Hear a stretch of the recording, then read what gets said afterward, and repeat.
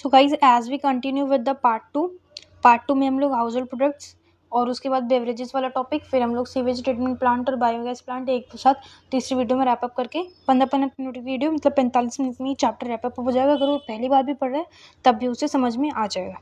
तो हम लोग अब शुरुआत करते हैं। You may be surprise to know that we use microbes और products derive from them everyday. हमें पता है कि हम लोग माइक्रोब से जितने भी प्रोडक्ट्स डराइव करते हैं, मतलब जितने भी प्रोडक्ट्स हम लोग उनसे निकालते हैं, वो हम लोग डेली वेयर में यूज़ करते हैं, एवरीवेयर। अ कॉमन एग्जांपल क्या है इसका?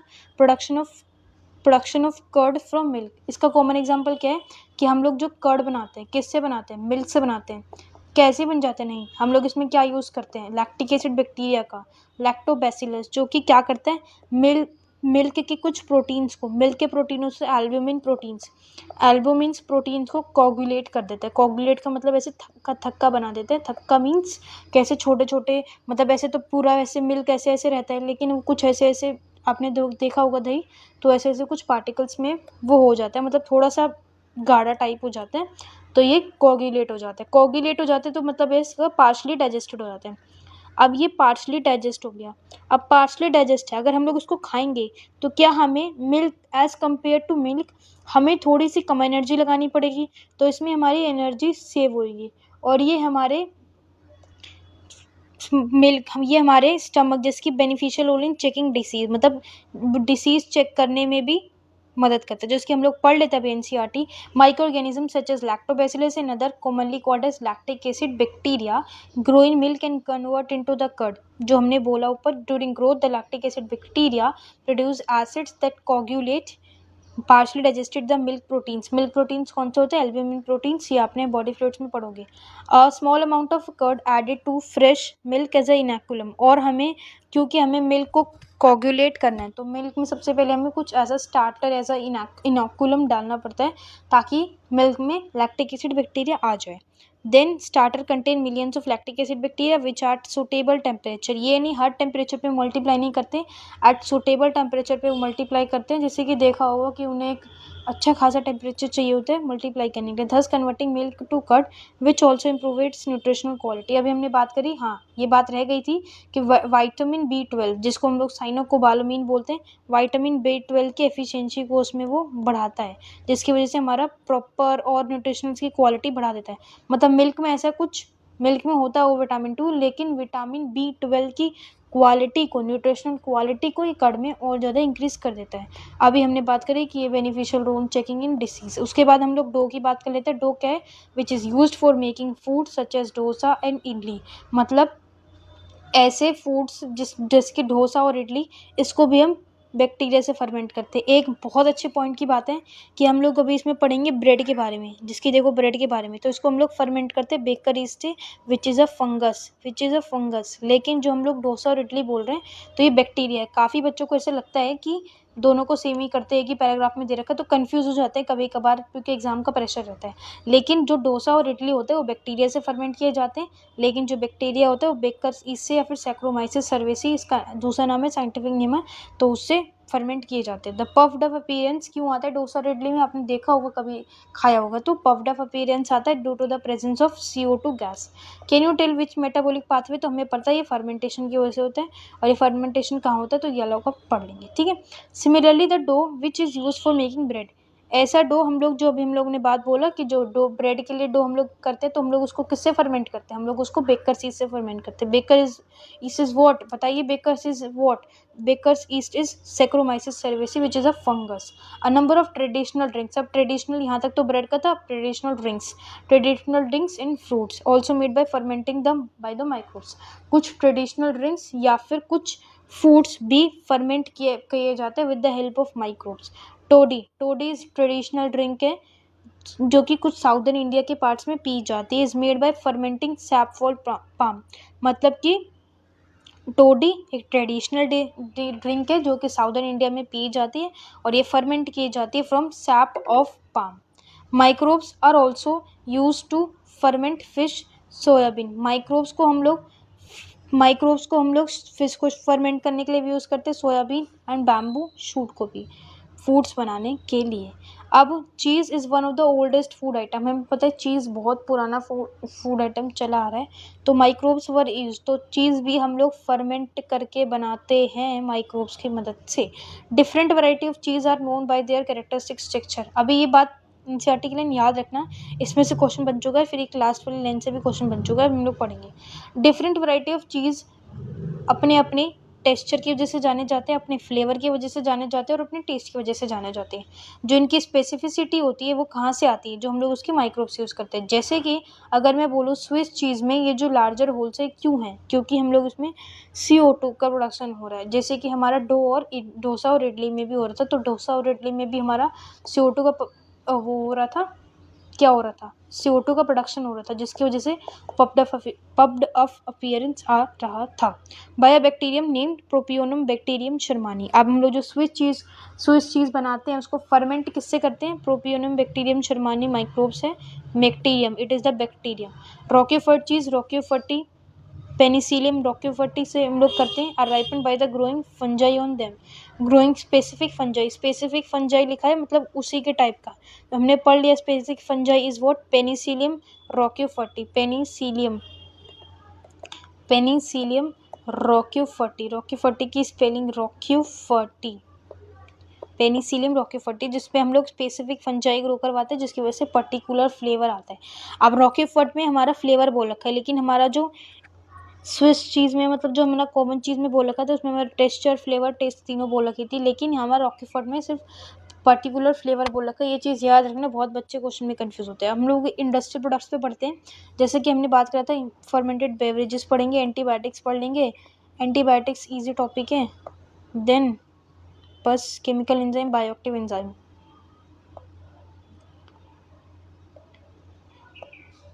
तो इंडस्ट्रियल प्रोडक्ट्स में कैसे कि हम लोग इंडस्ट्रीज लेवल पे माइक्रोब्स को कैसे यूज़ करते हैं, तो even in industries microbes are used to synthesise a number of products variable to human beings. हम लोग इंडस्ट्रीज में भी माइक्रोब्स को यूज़ करते हैं बहुत सारे प्रोडक्ट्स को बनाने के लिए। Beverages and antibiotics are some example, मतलब इसके कुछ एग्जाम्पल जो हम लोग प्रोडक्ट्स बोल रहे हैं जो हम लोग इंडस्ट्री लेवल पे यूज़ करते हैं माइक्रोब्स की with the help of microbes के बनाने से, तो ये हैं बेवरेजेस और एंटीबायोटिक्स। कुछ नहीं है, इंडस्ट्री लेवल पे जो हम लोग प्रोडक्ट्स बनाते हैं तो उन प्रोडक्ट्स के नाम है बेवरेजेस एंड एंटीबायोटिक्स। और कुछ एग्जांपल्स है, production of industrial scale require growing microbes in a large scale. अब हम लोग इंडस्ट्रियल लेवल पे कर रहे हैं, मतलब कि पूरे देश का भला हो, पूरे देश के लिए दवाई बनानी है, तो हम लोग क्या इसमें एक छोटे से में 10 से 15 लीटर वाले में कर लेंगे, नहीं, हम लोग इसके लिए फर्मेंटर्स यूज़ करते हैं जो कि यूजुअली 10 से 1000 लीटर के बीच में होता है। 10 तो नहीं होता होगा, 10 इतना छोटा होता, पहले 10 हम लोग चेक करने के लिए बनाते होंगे, लेकिन हम लोग 1000 100 लीटर ऐसे बनाते ताकि सबका हो। तो ये फर्मेंटेड से बड़े बड़े टैंकर्स हैं। फर्मेंटेड बेवरेजेस, इसका मतलब क्या होता है, microbes specially yeast has been used from the time immemorial for the production. Immemorial का मतलब कि हमें पता भी नहीं होगा जब से हम लोग माइक्रोब्स का यूज़ करके एंटीबायोटिक्स या फिर बेवरेजेस बना रहे हैं, जैसे कि वाइन और बियर, विस्की, ब्रांडी और रम।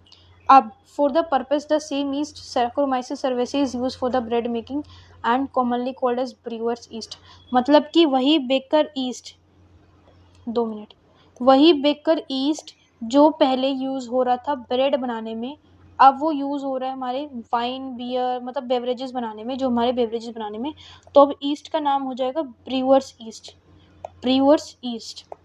वही बेकर ईस्ट से देख लीजिए सैक्रोमाइसिस सेरेवेसी है, लेकिन अब उसका नाम ब्रूअर्स ईस्ट हो जाएगा। Is use for fermenting malted cereals, अनाज, fruit juices to produce ethanol, ethanol को प्रोड्यूस करने के लिए, विच इज़ मेथनॉल भी हो सकती है, लेकिन मेथनॉल थोड़ी सी ज़्यादा वो होती है, तो ethanol. Do you recollect the metabolic reactions, वही है फर्मेंटेशन, है depending on the type of raw material use for fermentation and the type of processing. मतलब कि हमने 2 पार्ट में बेवरेजेस को बांटा है, with distillation and without distillation. कैसे बांटा है कि वो हम लोग क्या क्या रॉ मटेरियल यूज़ कर रहे हैं फर्मेंट करने के लिए, उसके लिए हमने क्या रॉ मटेरियल और क्या प्रोसेसेस हम लोग यूज़ कर रहे हैं, उसमें उसके बेसिस पे हमने इनको 2 पार्ट में क्लासीफाई करा है, विद और विदाउट डिस्टिलेशन। तो डिस्टिलेशन ऐसे याद रखो, वाइन और बियर सब कॉमनली पीते हैं, तो इतना मतलब सबको वो नहीं होता, तो कॉमनली पीने का मतलब ये नहीं हर कोई, मतलब कि जो ये सब चीज़ लेता होगा तो वो इन दोनों का ज़्यादातर यूज़ करता होगा, तो ये विदाउट डिस्टिलेशन बनते हैं, तो ज़्यादा नहीं करते। अगर किसी ने रात में पिए तो सुबह तक इट्स डन। और अगर विद डिस्टिलेशन की बात करें तो विस्की, ब्रांडी और rum, other distillation of fermented growth. The photograph of fermentation दिखा रखा है जिसकी फर्मेंटेशन प्लांट्स हैं। एंटीबायोटिक्स क्या होती है? एंटी मतलब क्या होता है? एंटी पुलिस बुला लेगी वो वाली एंटी नहीं है। एंटीबायोटिक्स मतलब क्या होता है? Antibiotics produce by the microbes. Antibiotics क्या होता है गाइस? एंटी मतलब अगेंस्ट, बायोटिक्स मतलब लाइफ। किसके अगेंस्ट? हमारी लाइफ के against? No, it against life to bacteria या फिर कोई भी पैथोजन। मतलब ये किसकी लाइफ के अगेंस्ट होता है? ये बैक्टीरिया या फिर कोई भी पैथोजन हमें जो डिसीज पहुंचा रहा है उसके खिलाफ होता है। और एंटीबायोटिक्स आर द मेडिसिन जो हम लोग यूज़ करते हैं कोई भी बीमारी दूर भगाने के लिए, मतलब कोई भी डिसीज दूर भगाने के लिए, तो हम लोग एंटीबायोटिक्स यूज करते हैं। Antibiotics produce by the microbes are regarded as one of the most significant discoveries of the 20th century. 20th century में इसकी डिस्कवरी हुई थी, और वो भी कोई मतलब डिस्कवरी बहुत वैसी हुई थी, मतलब अचानक से डिस्कवरी हो गई थी, कोई पूरा आइडिया कोई प्लानिंग व्लानिंग नहीं थी, अचानक से डिस्कवरी हो गई थी। तो 20th सेंचुरी में एंटीबायोटिक्स डिस्कवर हुई थी and have greatly contributed towards the welfare of the human society. और जब डिस्कवर हुई तो उसके बाद वो धीरे धीरे करके जब ग्रो हुई तो ग्रेट कॉन्ट्रीब्यूशन देने लगी ह्यूमन सोसाइटी के अंदर। Anti is the Greek word that means against and bio means the life. तो किसके अगेंस्ट? अगेंस्ट द लाइफ, अपने नहीं, disease causing organism के which are pathogens, whereas with reference to humans beings they are the pro life। अगर मैं human की reference की बात करूँ तो हमारे लिए तो प्रो लाइफ है। प्रो मतलब बहुत प्रो लेवल पे भाई, प्रो लेवल पे है ना, मतलब हमारे अगेंस्ट तो नहीं है, तो हमारे प्रो लेवल पे, क्योंकि हमें डिसीज कॉजिंग पैथोजन से बचा रही है। Antibiotics are chemical substances which are produced by some microbes and can evil और retard the growth of other disease causing agents. तो डिसीज कॉजिंग माइक्रोब्स की ग्रोथ को रिटार्ड करती है, रिटार्ड मतलब रोकती है। यू आर फैमिलियर, क्या तुम फैमिलियर हो, जैसे अपनी फैमिली से रहते हो, with the commonly use antibiotics penicillin. क्या तुम फैमिलियर हो पेनिसिलिन से? Do you know the penicillin was the first antibiotics to be discovered. क्या तुम्हें पता है कि पेनिसिलिन फर्स्ट एंटीबायोटिक्स थी? Penicillin was the first antibiotics, first antibiotic. तो penicillin was the first antibiotics and it was a chance discovery. अभी मैं ऊपर बोली थी कि इट इज़ द सेरेंडिपिटस बोलते हैं आई थिंक, जो उससे चांस डिस्कवरी होती है, मतलब कि हमें नहीं कोई प्लानिंग कोई भी आइडिया कुछ नहीं कर रहे थे, इससे चांस डिस्कवरी। हुआ क्या था कि जो हमारे अलेक्जेंडर फ्लेमिंग थे, जब वो स्टेफेलोकोकस बैक्टीरिया पे काम कर रहे थे, तो उन्हें बिना अनवॉश्ड, जैसे मान लो कि रात में काम करके अनवॉश्ड जो है प्लेट ऐसे छोड़ दी, तो जब उन्हें सुबह उठ के देखा ना, तो उन्हें जब सुबह उठ के देखा तो उनको क्या दिखाई दिया कि कुछ मतलब कहीं कहीं जगह पे बैक्टीरिया कॉलोनी है, लेकिन हर जगह पे बैक्टीरिया कॉलोनी नहीं है। पहले तो मैंने सब बैक्टीरिया पे काम करा था, लेकिन अब कुछ जगह पे बैक्टीरियल्स की कॉलोनी है, लेकिन हर जगह पे कुछ जगह पे खाली भी है। तो क्या हुआ था? Once discovered a mould growing in one of the unwashed, मतलब अनवॉश्ड कल्चर प्लेट छोड़ दी थी around staphylococcus could not grow. इनने क्या देखा, जब इन्हें सुबह उठ के देखा कि ऐसा कुछ मोल्ड है, ऐसा कुछ चीज सब्सटेंस प्रोड्यूस हो रही है जिसकी वजह से स्टेफेलोकोकस बैक्टीरिया उस पर ग्रो नहीं करता, मतलब कुछ जगह पे स्टेफेलोकोकस बैक्टीरिया ग्रो नहीं कर रहा है। तो he found that out of which of the chemical produce by the mould and he named the penicillin after the word. फिर पेनिसिलिन नोटाटम, मतलब पेनिसिलिन नोटाटम से ये वर्ड निकाला गया पेनिसिलिन। तो मोल्ड का नाम रखा गया पेनिसिलिन, और फिर बाद में पेनिसिलिन नोटाटम से इसे निकाला गया which is the penicillin. Penicillin is antibiotic and penicillin notatum is the mould. However it's full potential. अब क्या हम लोग तुरंत ही, मतलब कोई डिस्कवरी होती है तो उसको सब तक पहुंचाने में थोड़ा सा टाइम लगता है, थोड़ा सा क्या ज़्यादा टाइम लगता है। जैसे कि मेंडल जी 7 साल तक चले गए, लेकिन उनकी डिस्कवरी फिर बाद में उनके मरने के बाद हुई, इसीलिए उनको अवार्ड भी नहीं मिला। तो हाउएवर अब फुल पोटेंशियल तुरंत नहीं डिस्कवर होता। Full potential Howard Florey Ernest Chain और अलेक्जेंडर फ्लेमिंग भी बोल सकते हैं। तो इन तीनों ने मिलके इसका फुल पोटेंशियल मतलब इसकी जो हमें पूरी पावर जाननी थी, हमने पूरी पावर जान ली with the help of Ernest Chain and Florey के नाम से क्वेश्चन आता है. The antibiotics were extensively use to treat American soldiers. जब वर्ल्ड वॉर 2 चल रही थी तो उसके दौरान जो अमेरिकन सोल्जर्स थे उनको ट्रीट करने के लिए एंटीबायोटिक जो कि पेनिसिलिन फर्स्ट एंटीबायोटिक्स काम करेगी. Chain and Florey was awarded in Nobel Prize 1945 में चेन एंड फ्लोरी को नोबेल प्राइज भी मिला इस चीज़ के लिए. After penicillin other antibiotics was also purified from the microbes. जैसे पेनिसिलिन उसके बाद कुछ और एंटीबायोटिक्स भी आने लगी. Can you name some other antibiotics and find out their sources. क्या तुम अदर एंटीबायोटिक्स का यूज़ कर सकते हो, मतलब एंटीबायोटिक्स खोज सकते हो जिनका हम लोग यूज़ करते हो. अभी इस चैप्टर में का तो हम नहीं खोजेंगे भाई. Antibiotics have greatly improved our capacity to treat deadly disease such as plague.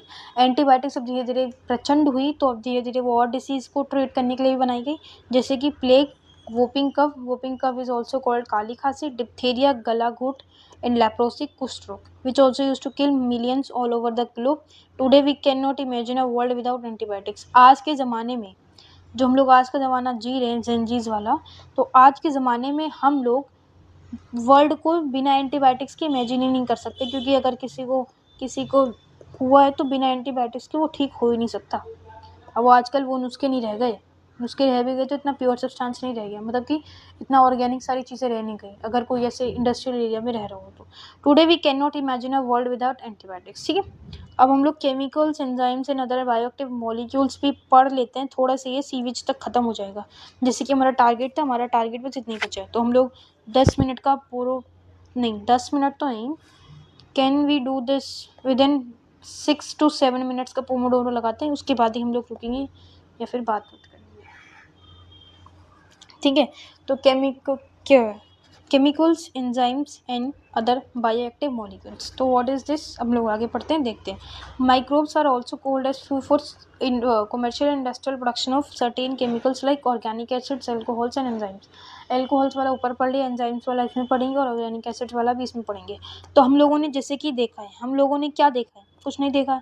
हम लोगों ने देखा है कि माइक्रोब्स को हम लोग कमर्शियल और इंडस्ट्रियल प्रोडक्शन पे यूज़ करते हैं. इंडस्ट्रीज़ वाला तुमने ऊपर पढ़ लिया, कमर्शियल प्रोडक्शन वाला भी तुमने ऊपर पढ़ लिया है.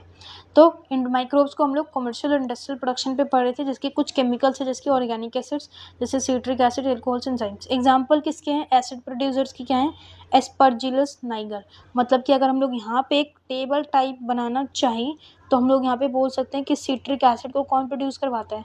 सिट्रिक एसिड को कौन सा प्रोड्यूस करवाता है भाई, जल्दी जल्दी. सिट्रिक एसिड को प्रोड्यूस करवाता है हमारा एस्परजिलस नाइगर. एस्परजिलस नाइगर किस में पड़ा है, Aspergillus Niger is a fungus, ये बात याद रखना. तो Aspergillus Niger is a fungus of citric acid. Acetobacter, अब क्या इसको याद करने की जरूरत है, बस इसको याद कर लो. अब एसिटोबैक्टर है, एसिटोबैक्टर से कौन सा एसिड आ रहा है, ऑर्गेनिक एसिड्स की बात कर रही हूँ. एसिटोबैक्टर से कौन सा आ रहा है, एसिटिक एसिड. एसिटिक एसिड क्या है, एसिटोबैक्टर है, बैक्टर विच इज बैक्टीरिया. तो एसिटोबैक्टर इज द बैक्टीरिया. अब बैसिलस रॉड शेप्ड, तो ये भी एक बैक्टीरिया है. Clostridium butyricum which is a bacteria. Butyric acid. Yeast saccharomyces cerevisiae use for the commercial production हमने नहीं पढ़ा था, इंडस्ट्रियल वाला ऊपर पढ़ लिया था. तो ईस्ट सैक्रोमाइसिस सर्विसेज को हम लोग कमर्शियल प्रोडक्शन के लिए भी यूज़ करते हैं, किसके, एथेनॉल के. माइक्रोब्स यूज होते हैं कुछ एंजाइम सिक्रिएट करने के लिए भी, जैसे कि हम लोग लाइपेज. अगर हम लोग बात करें एज, जब भी किसी के पीछे एज लग जाता है, विच इज़ द एंजाइम जो कि ब्रेक डाउन या फिर किसी भी चीज़ का ब्रेक डाउन करता है. तो लाइपेज क्या करेगा, लिपिड्स. तो ये डिटर्जेंट फॉर्मूलेट्स में यूज़ होता है, जो कि ऑयली स्टेन्स को, जिसके अंदर लिपिड्स होता है, उनको तोड़ने में. मतलब लाइपेज जो है वो लिपिड्स को ब्रेक डाउन करने में, लिपिड्स को ब्रेक बोल सकते हैं, लिपिड्स को ब्रेक डाउन करने में मदद करता है, जो कि हम लोग लॉन्ड्रीज में ज़्यादातर यूज़ करते हैं.